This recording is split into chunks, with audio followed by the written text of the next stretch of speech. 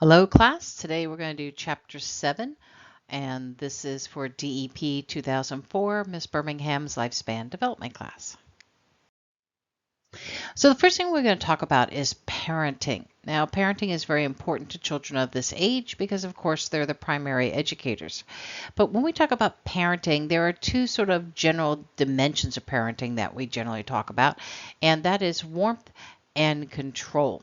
So if you look over at this diagram, what we have is parental control at the top, and we have what they say involvement over here. Now, involvement could also equal warmth. Basically, the more responsive we are, the more we're involved, that tends to show more warmth. And there are 4 basic parenting styles based on this parameter that we see here. So the first one is authoritarian parenting. In this one, what we're talking about is somebody who has high control but very little warmth and responsibility. So you have to think about this as an authoritarian leader, somebody who is saying, you must do this and you must do that and you must do this. They don't give any reasons, you just follow because. Now, this can result in 1 or 2 types of children. Either we have children who rebel against this, but we can also create very passive children who can't make decisions on their own because they only do what basically they're told to do. And because they haven't had the ability to make their own decisions and do things, they quite often can falter. Authoritative parents are people who have a lot of warmth and they have some control too. Basically, this is the type of parenting that we generally find produces the most effective child raising techniques. Now, we have to be careful because it doesn't mean you have no control, but you have control. In such as this, if you say to a child, look, it really would not be good for you to leave school in the middle of the day because you could get tossed out of school, and the child respects that and stays in school, and you say, call me if you have a problem, and they call you, then that means that you have some control. But you also have to have some warmth. So even though the kid may not have done the best on their test, but they've studied really hard and they got a 70, and you really thought that they needed a better grade, they still get a positive response. Not that everything's always positive, but you get a positive response in that I knew you studied as hard as you could. I know that you really put effort into it, and you should be proud you got a 70. This shows that those efforts are there, and this may not be your best subject, but I respect that you made the attempt to do this really well. What we also talk about here is what we call direct instruction. Basically, an authoritarian parent will tell you to do something just because that's what they want you to do. An authoritative parent generally will give not defense, but reasons for something. Not just, you have to go to bed because it's 10 o'clock, but you need to go to bed, it's 10 o'clock. Of course, we're talking about a kid this age, more like 8 o'clock. You need to go to bed, it's 8 o'clock. In order for you to grow, you need to sleep. We want you to be a nice tall kid, just like mom or dad. So to do that, you need to sleep. You give them reasons. Now, why should we give them reasons? Some people say they don't need reasons. They should just follow because. Well, that's the authoritarian parent. With the authoritative parent, one of the reasons we want to give reasons for our decisions is to allow children to learn how to reason something out. How did I make that decision? Now, some days maybe you have ice cream for dinner, and other days you don't have ice cream for dinner. Well, if we're talking about, a 7-year-old, they won't understand why one day you do and one day you don't. And you can simply say, it's really hot out, you've eaten really well today. Let's have our crap food day. And so on crap food day, for dinner, we'll have ice cream first, but only on Fridays on crap food day. So you're explaining why that decision was made and why that decision might be different than another day. Or you can say, we go to the dollar store all the time, and sometimes you get a toy, sometimes you don't. The kid doesn't understand why. And you can say, well, here today you're getting a toy because you did this. And for that good thing, you get this. Instead of just willy-nilly, you might want to say. Now, permissive parents have little to no control, but a lot of warmth. Basically, we like to say permissive parents are the ones who want to be your friends. Let's be friends. And they don't always produce very good children. They often produce children who don't know what boundaries are and where boundaries are and how to respect boundaries because they never learn them. I always like to say, think Lindsay Lohan. Her parents were very permissive.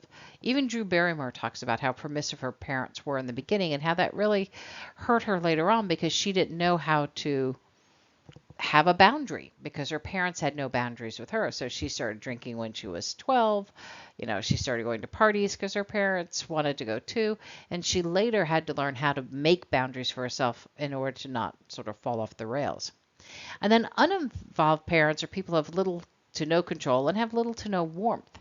Now, understand uninvolved doesn't mean that you're not around. In fact, some of the uninvolved parenting that I know are people who are stay at home parents, but they have no idea where Johnny is. Johnny's down the street, and Johnny's always somewhere else, and Johnny's eating over at Stevie's house again. And you ask Johnny, hey, where are your parents? I don't know. You sure you can be here? Yeah, that's okay. Basically, these are parents who don't really have much relationship with their children as far as day to day activities or what's going on. Quite often you ask these parents, hey, where's your kid? I don't know, he's down the street somewhere. Um, Understand that uninvolved means simply they are not involved in what their children are doing. You have other parents who spend very little time with their kids but are heavily involved with their kids. You can think pretty much any president of the United States who may not be as involved with the parenting of their children because they have some other activities they must be doing, like making sure the world kind of runs around. And so they may not have as much time with their kids as another parent, but they're very involved. They know where their kids are. They know what their kids are doing. They talk to their kids. My child went to a school for a while which had a lot of boarding kids at it too. He didn't board, but the other kids did. Now, some of those parents were uninvolved. The kids wouldn't hear from the parents for the entire semester.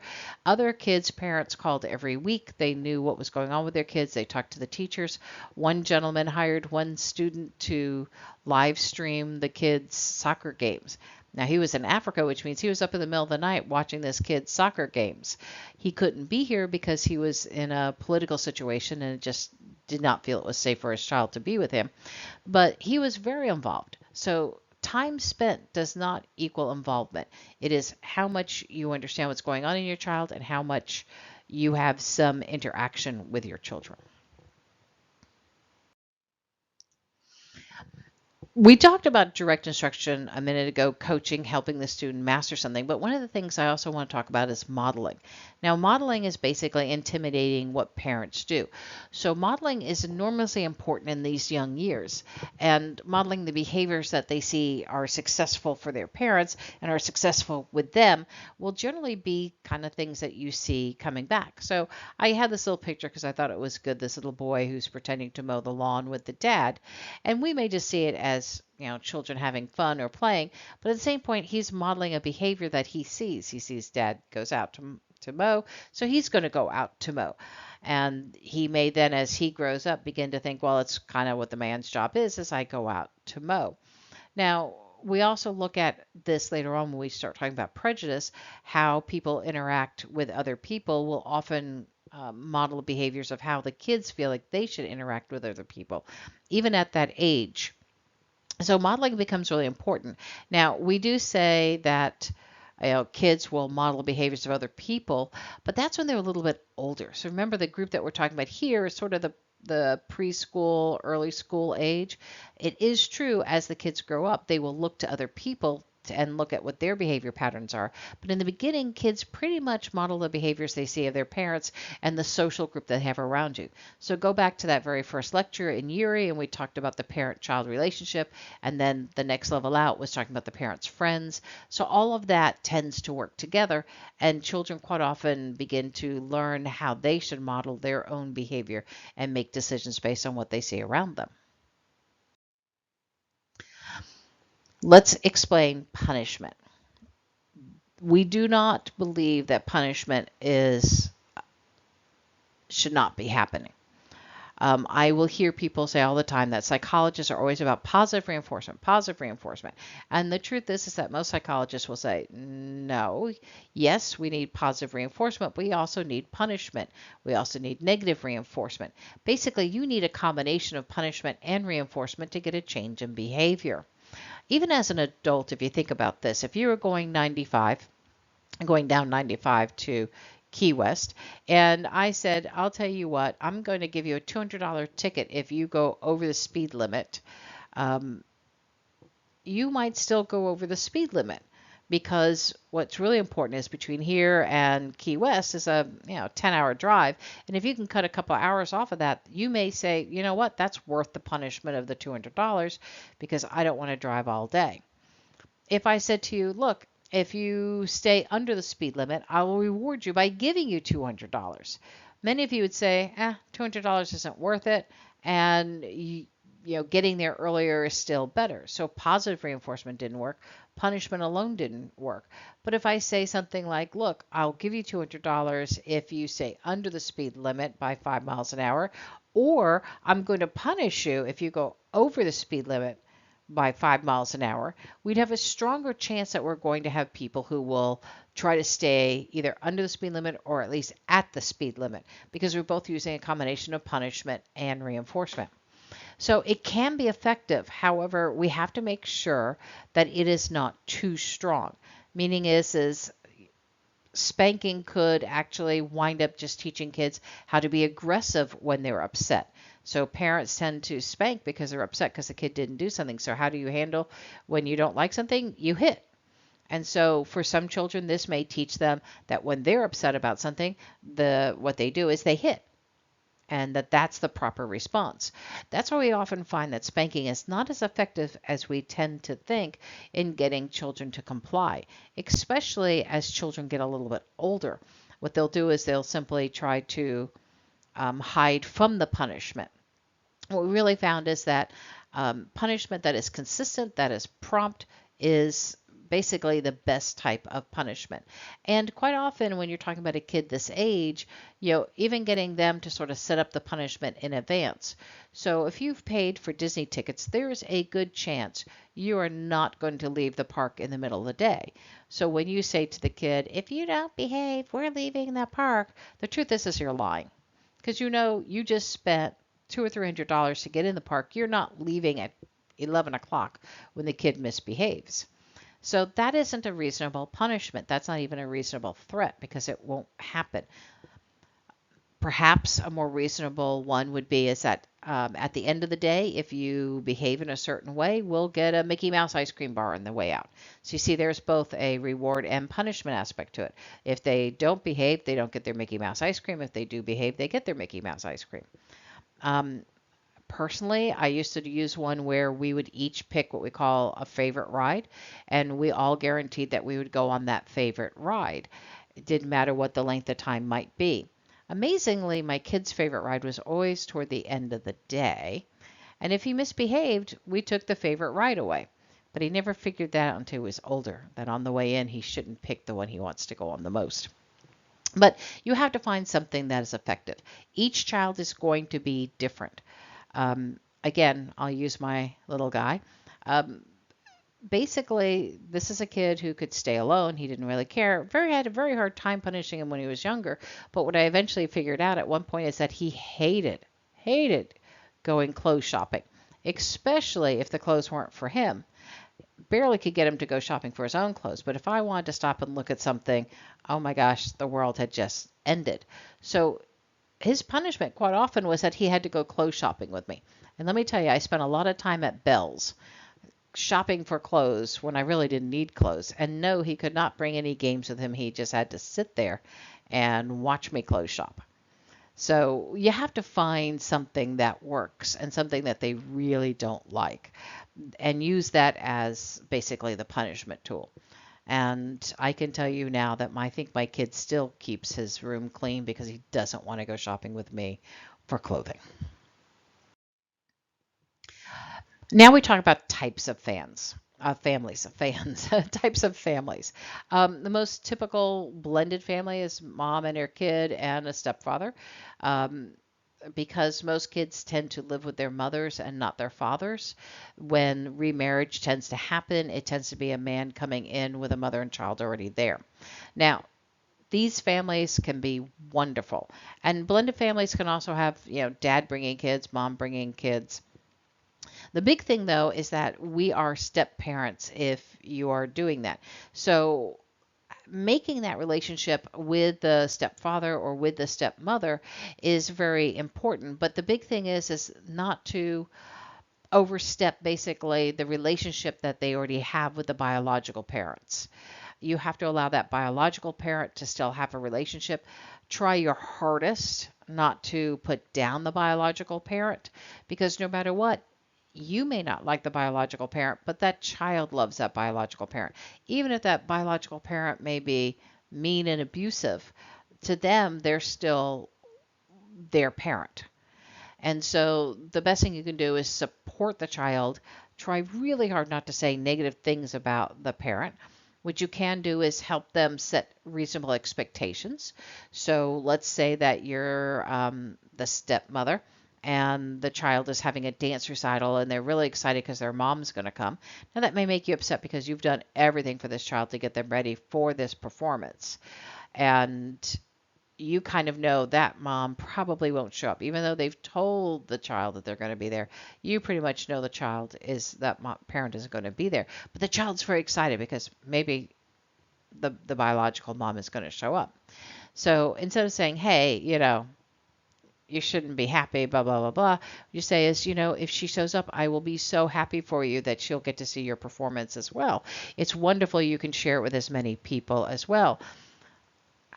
I also want to make sure that you're not terribly disappointed if she doesn't come. You do know that quite often there are things that stop her from coming, or she forgets things. So I hope she comes, and I really think it would be great if she does, because you can share it with all of us. I also want you to be prepared that she might not show up. You do it in a loving and nice way, making sure the child kind of understands this may not happen, instead of saying, oh, you really think your lazy ass mom's going to be here? You know she doesn't show up for this. You know you should be grateful that we're here. That's the type of thing that really sort of divides. Even though that may be what you want to say, that's what we got to be careful not to do. Here's where I want to talk a little bit about abuse and neglect. Now, most of us understand what abuse is at this point. Physical, sexual, and psychological abuse. What I want to talk to us about neglect, because you'll notice that 75% of children in the U.S. are neglected in some way. When we look at this, 75% of the 700,000. Neglect is kind of an interesting one because neglect says inadequate food, clothing, or medical care. The big difference between neglect and abuse, though, is that neglect is not always purposeful. If you're poor and you don't have enough food and you have enough clothing, that isn't purposeful. You're not purposely hurting your children. You just don't have the ability to help your children. Where abuse is always purposeful. You physically abuse the child, you're doing that on purpose. You're sexually abusing, you're doing that on purpose. You're psychologically abusing, you're doing that on purpose. Neglect can be simply an inability to provide also. However, neglect can also be purposeful. You can have people who say, I'm not going to feed the kids, or this is not going to get it, or we're not going to do this. In that case, it's purposeful neglect. So courts often take into account whether it is purposeful or not purposeful neglect. A parent who's lost their job and suddenly doesn't have money to pay the rent and they're suddenly living in their car, that wasn't purposeful. That was neglect because they don't have the things they need really to take care of their kid, but it wasn't meant on purpose. So make sure you understand the difference between neglect and abuse. Neglect can be non-purposeful, it can be purposeful. Abuse is always purposeful. Now, when we talk about abuse on children, we know that the abuse will tend to affect their day-to-day lives. And you can see a little list of things here that will go on. The biggest thing with any kind of abuse is that if we don't get to these kids and help them not just get out of the abusive situation, but to come to terms with the abuse they've had, there's a chance that they will also be more likely to abuse their children. Why? Because that was the model of the behavior that they received.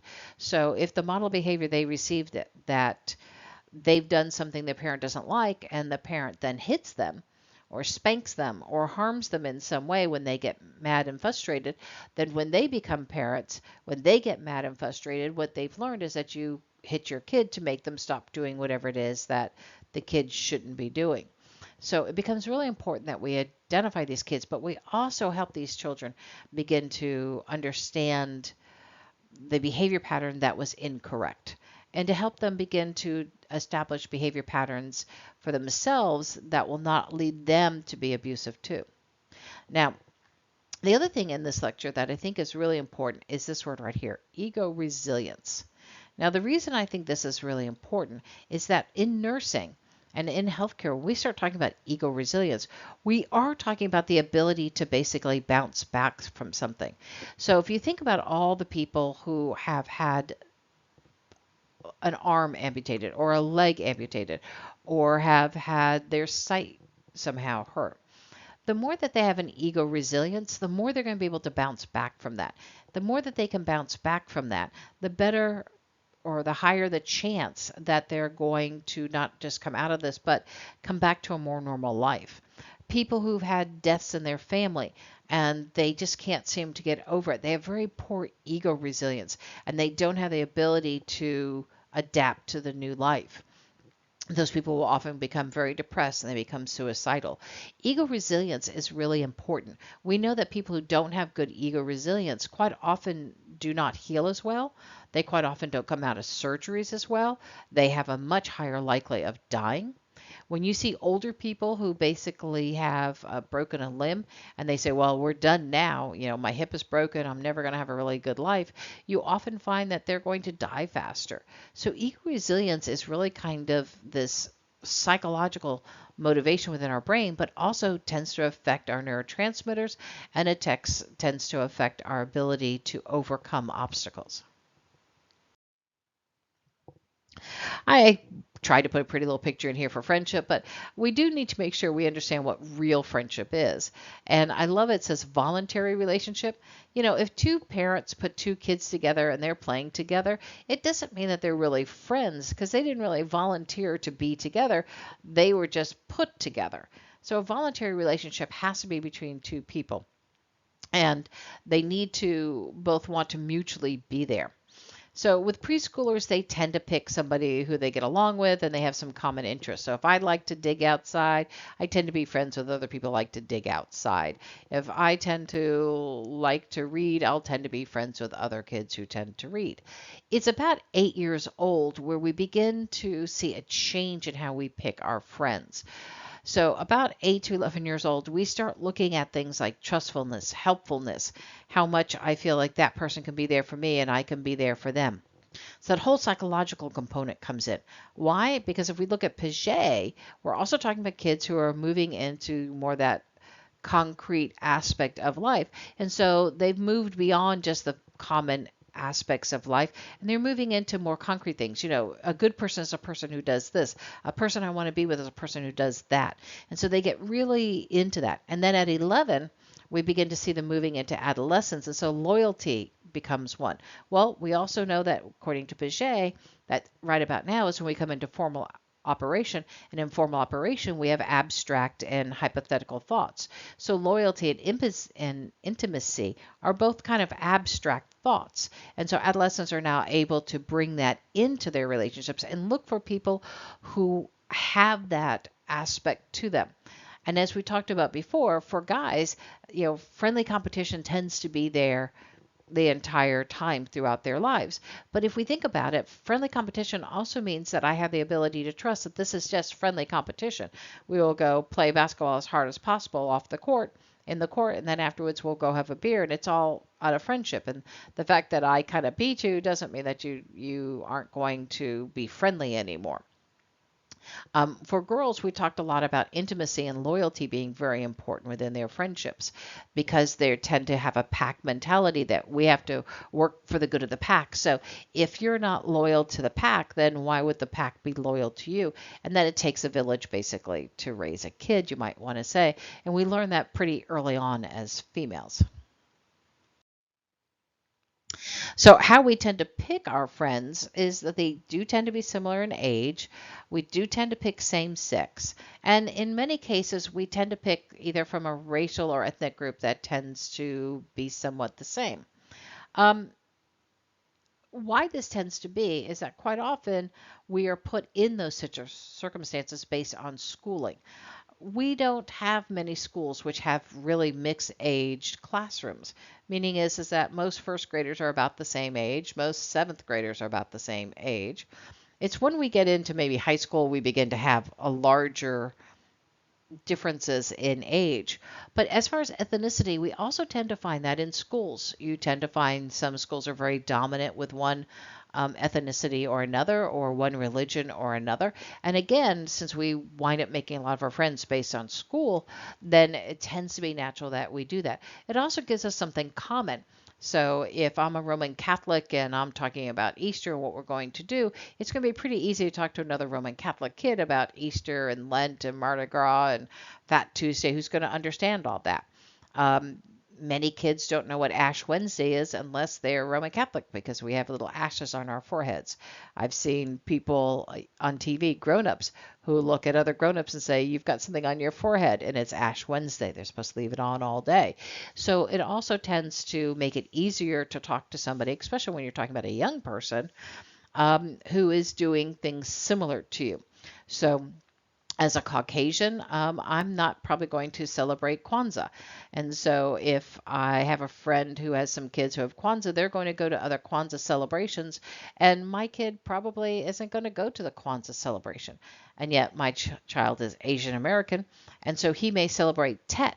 So that's part of the reason that we tend to find kids also tend to stay within their own ethnicity because a lot of our social and cultural things are around that, and we don't get to always experience other things like that. Now, peer influence is extremely important. And what we're talking about here is the pressure to conform to group norms. So here you see the three things in which the influence can really be strong. So younger and social anxious, peers are friends or of higher status, behavior standards are ambiguous.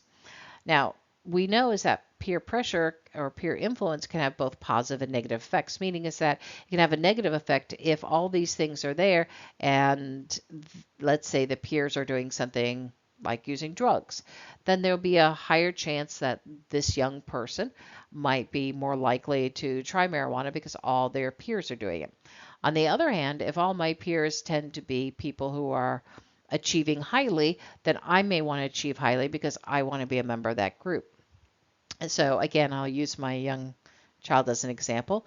He has always been very good at music. He's a really good violinist, and he's always been in groups that are much older than him. So when he got into high school, he went into a special Academy of Arts for music in Brevard County. And this particular group happens to be the best in Brevard County. And when he auditioned in, he got put into the top group. Now he's a freshman, but he's up with seniors and juniors because he had that ability. So he is younger. And of course, the other problem comes is that he had come out of private school into public school.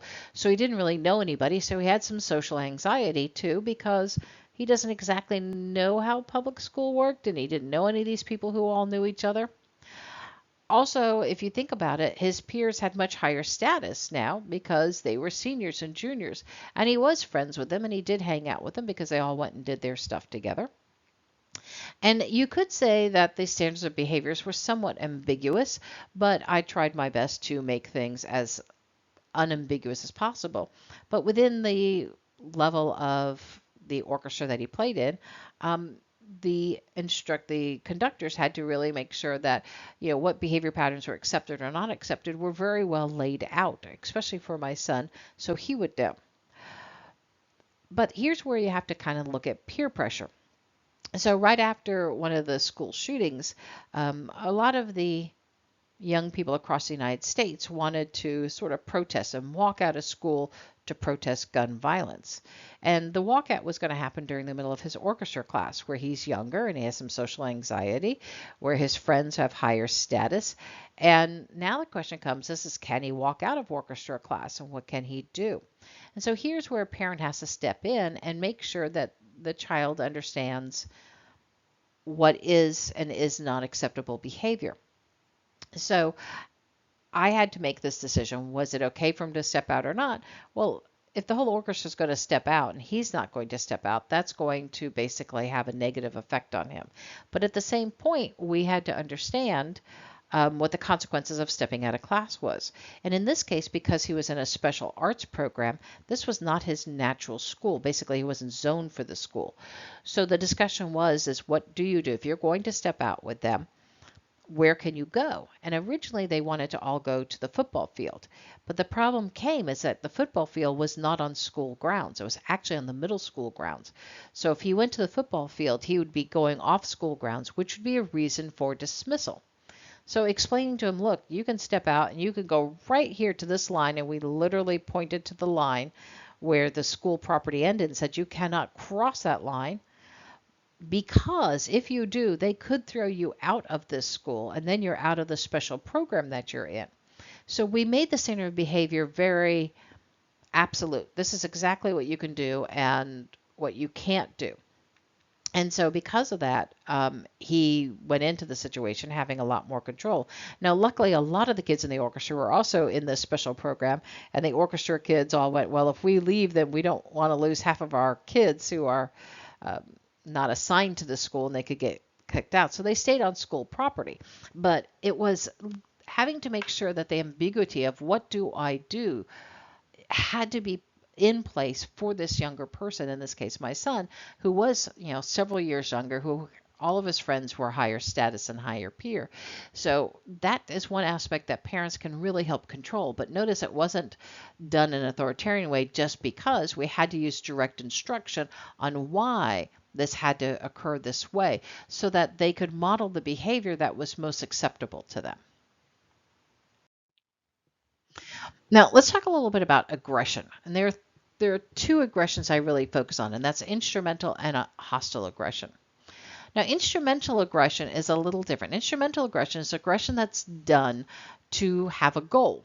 So a lot of times we talk about instrumental aggression in sports. Basically, when you get on the sports field, we want you to be aggressive. You have to go after that ball. If you don't go after that ball, then basically your opponent's going to get the ball. So instrumental aggression can be useful because it's to serve a purpose. However, instrumental aggression can also be used negatively.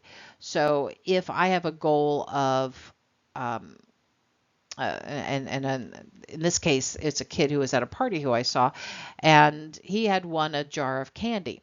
And another kid wanted some of the candy from the jar. Now, kid one who won the candy was being nice and handing out little pieces. And when he went over to this other child and he gave him a piece of this candy, the other child who was going to use instrumental aggression said, I don't want that one. I want that piece. And it was like a Snickers bar. And the kid who won the candy said, oh, I want to keep the Snickers bar for myself. Well, the other kid said, well, if you were my friend, you would give me the Snickers bar because friends share. And the other kid said, well, there's only one Snickers bar and I really wanted it and I won it. And the other one said, well, I won't be your friend if you don't give me the Snickers bar. So he was using instrumental aggression. See, he tried nicely, then he tried a little bit more, and finally he used threats to get his goal to get the Snickers bar. So when we talk about instrumental aggression, there is some, such as playing sports, which is a goal to get on the field, use it, and you get off the field, and that aggression goes away. That's okay. Other instrumental aggression is done in order to achieve my goal. Now that's different than hostile aggression. With hostile aggression, what we're talking about is a person who basically wants to win through, and I don't know why my picture's not coming up. Oh, there it is. Wants to basically downplay an individual to show that they are more aggressive, to show that they have bigger power. So quite often it's unplanned. It just happens in the moment. And really what the whole point for the aggression is to show themselves as superior to another person. That's hostile aggression. It's somebody who walks along, in this case, just bumps somebody into a locker, or somebody who just finds an opportunity and I'm just going to use it. Both of those tend to show that these people can be aggressive in adulthood also.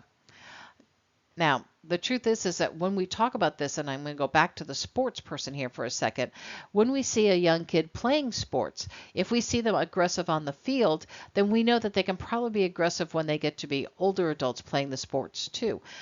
It is not uncommon for coaches who watch young kids to say he's just not aggressive. He may have some talent, but he's not aggressive enough on the field. And if the child doesn't have that natural aggressiveness, they're probably not going to develop that natural aggressiveness. So they'll be a good player, but they may never be a top player. They don't have that aggressiveness to get there. But again, that's different than being aggressive off the field. Whereas the second picture is sort of that hostile aggression where I'm just doing it because I can and it helps my status in some way or lowers the status of the other person. People often ask me about television. Let's talk a little bit about television. It has good and bad points to it. The bad points is that you can learn about stereotypes or you'll be introduced to stereotypes, especially when we're talking about this younger age. And stereotypes are often portrayed in television. We already talked about in chapter 6 about how TVs tend to make educated or smart kids look nerdy or dumb. And yet we know that's not true. We may see stereotypes about how people should look or not look. And so that tends to get into a young child's psyche, you might want to say, because remember we talked about the modeling behavior. So we look at how we see our favorite characters interact or behave with other people. And now remember, a lot of these TV shows we're talking about are TV shows that are really not meant for little kids or kids of this age, but we see them watching these shows anyway.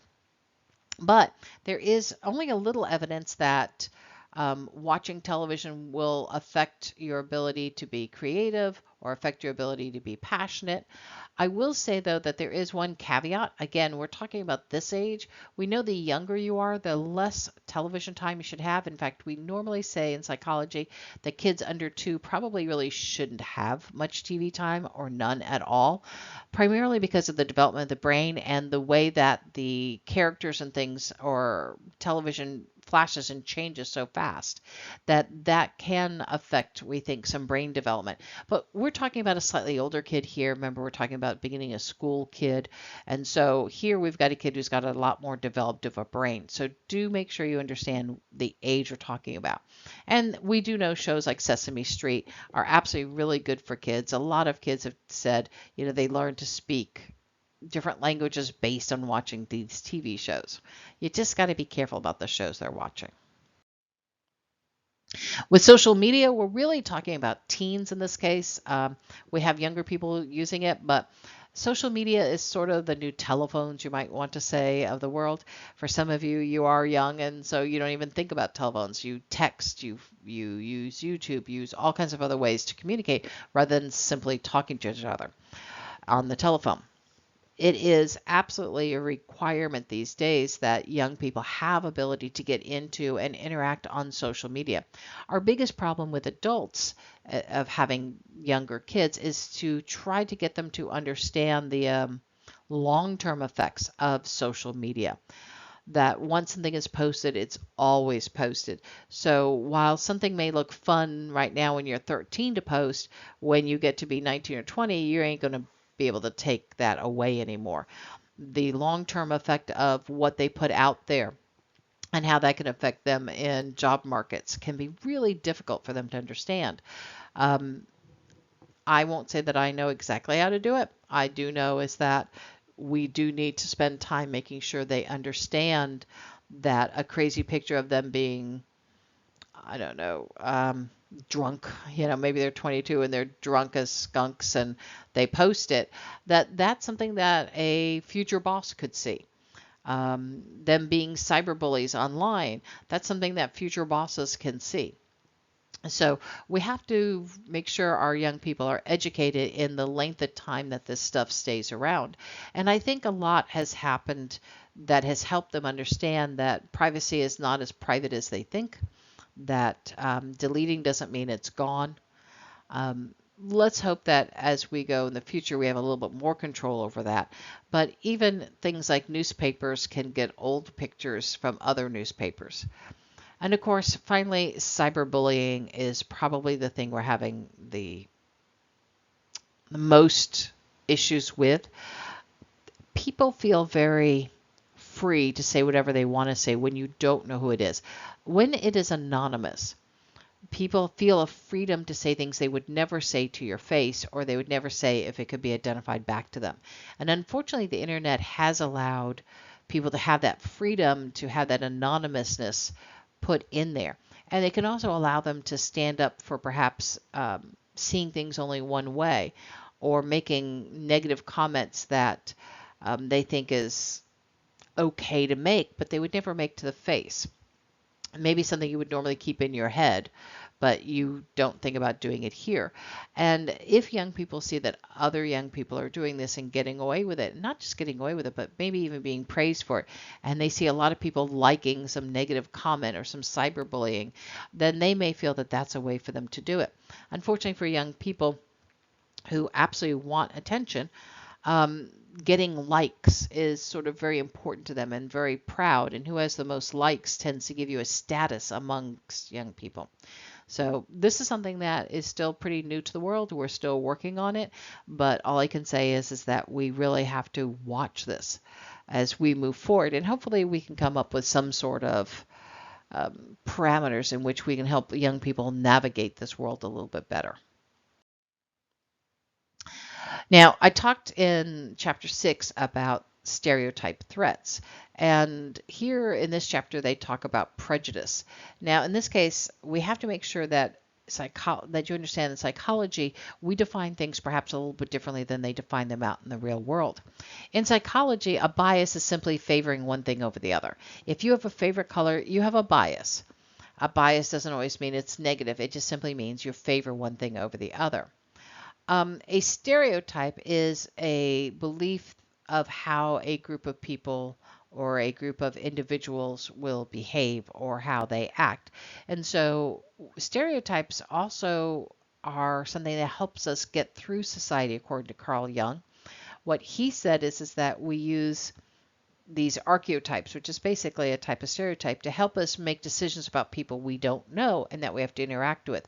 So if you go to a store and a sales clerk is helping you pick out some outfits and tells you how wonderful that outfit looks on you, we look at the person as a sales clerk, and we tend to think sales clerk want us to buy the most expensive things. So we've stereotyped that person. We haven't looked at that person as an individual and seen them as a separate person. Now, if that sales clerk turns out to be somebody you know, you may view their opinion very differently. And so according to Carl Jung, we use a lot of this to help us get through society, to use sort of a thumbnail, you might want to say, to make sure that we know if we're safe or if we're not safe. So walking down streets, we look for signals, especially women with kids will look for signals of danger. And so then the question comes is, what have we been taught is dangerous? And that's where prejudice sort of comes in. Prejudice is this next level. Stereotype can be positive or negative. Prejudice tends to be a negative view based on a membership in a different group. So if I think somebody with tattoos is going to be a tough and mean person, then when I see anybody with a tattoo, I'm going to think they're tough and mean people. The problem is that generally when we have a prejudice, because we have a negative view of this person, we will act negatively toward them. We don't look at them as an individual. We will think of them as less, perhaps. Now, one thing that our book doesn't talk about, but is true, you can also have a positive prejudice about people. So all Asians are good at math. And so if you have a student who comes in and they're Asian, then you kind of assume they're good at math. And maybe they're not so good at math. Well, then you think what's wrong with them because they're Asian, they should be good at math. This should be something that comes naturally to them. And so you can have prejudice that way too. Now notice down here, I have a picture of a wheelchair because we deal a lot with prejudice against people who have disabilities. One of the shows I tend to like are some of these fashion shows, Project Runway, stuff like this. And quite often, if you look, for a long time, they didn't have anybody who had any kind of a disability. You don't see people in wheelchairs doing the fashion shows. You don't see people missing a leg doing the fashion show. There is this real prejudice against using people who have any kind of disability in that way, doing the fashion shows. They're beginning to become a little bit more inclusive, but when we design clothes, we're not designing clothes for people in wheelchairs. We're designing clothes for very specific, very tall, very thin women. And in fact, in Paris for a while, they were using men to model the clothes, and they finally said, no, you cannot use men to model women's clothes. That was not allowed. They said if a female can't fit into it, then you aren't making clothes for women, you're making clothes for men. And so make it gender neutral then. But our prejudice tends to be there. Now, what's unfortunate is that as kids, we begin to develop our prejudice very quickly. And that tends to be because we look at the stereotypes that we see. We also tend to look at the negative viewpoints our own parents and our own people tend to say, how we act or don't act toward other groups of people, what we may say or not say about other groups of people. Young people take this in very early and they model our behaviors. So prejudice is something that we're going to have to think a lot about and understand that it's much wider than just simply based on race. There are all kinds of things, religion, national origin. Again, we can talk about income levels. We can talk about physical disabilities, intellectual abilities, but prejudice is generally having this negative viewpoint. So the biggest thing about how to allow children to perhaps reduce prejudice. And I remember we said we're not going to get rid of it because unfortunately right now we don't think we're going to be able to get rid of it for a while, is that we have to have as much contact as we can with other groups. But that's only effective if we hear the adults being supportive of this, if we are talking about respecting the differences. You don't have to agree with the difference, but you can respect the difference. And that's one of the things that we have to talk about. It becomes really difficult, you might want to say, to constantly do that because you have your own morals and values, and you may not feel that somebody who is homeless, especially if they look like they're young and able or they're a drug user, it may be very hard to not have a negative viewpoint and express that to your child because you don't want your child to become that. But these are the type of things that we are talking about that has to work on ourselves in order for our children to not have those negative viewpoints. So this is the end of chapter 7, and as normal, if you have any questions or concerns, please feel free to email me at ramonab@kaiseruniversity.edu. I have my email open all the time and will be more than glad to respond to you.